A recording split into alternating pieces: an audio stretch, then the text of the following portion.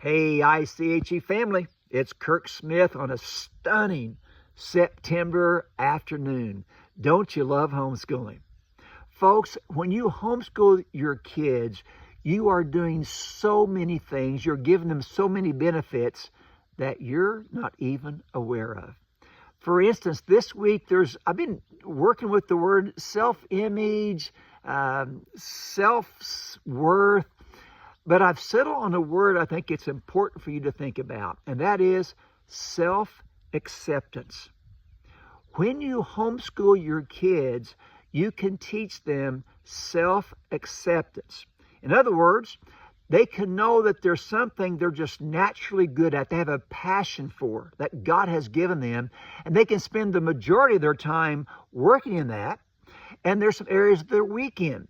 They can address, to a certain extent, spend some time, energy, perhaps resources to do better, but they want to spend the majority of time in what fuels their fire. For example, if you've been around me at all, you know I hate details. Details suck the life out of me. It's kind of a joke among the ICHE board, Susan in the office.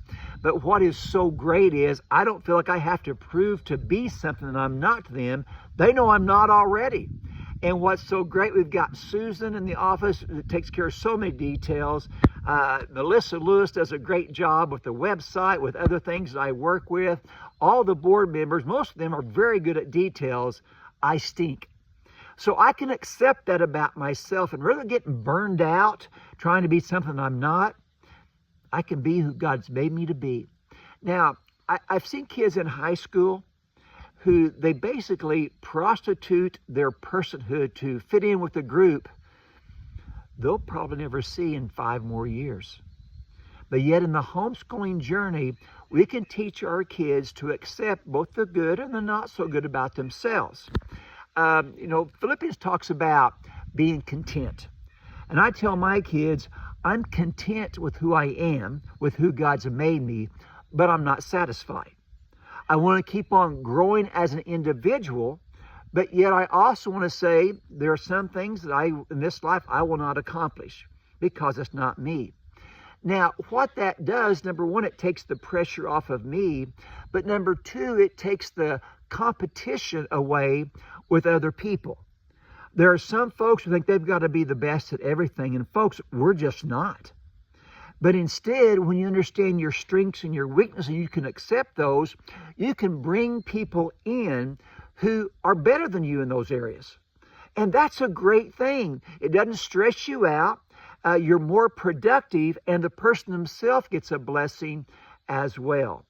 So as you contemplate this year of homeschooling, and you think of the things that you're not doing, just having your kids with you, letting them experiment in the areas that which they're passionate about and what they're just naturally good at, you're going to increase their self-acceptance. And then on the flip side, when they're not that good at something, they can just say that and not feel bad about that. Yes, they might want to attend to that to a certain degree, but if they have somebody else better than them, delegate.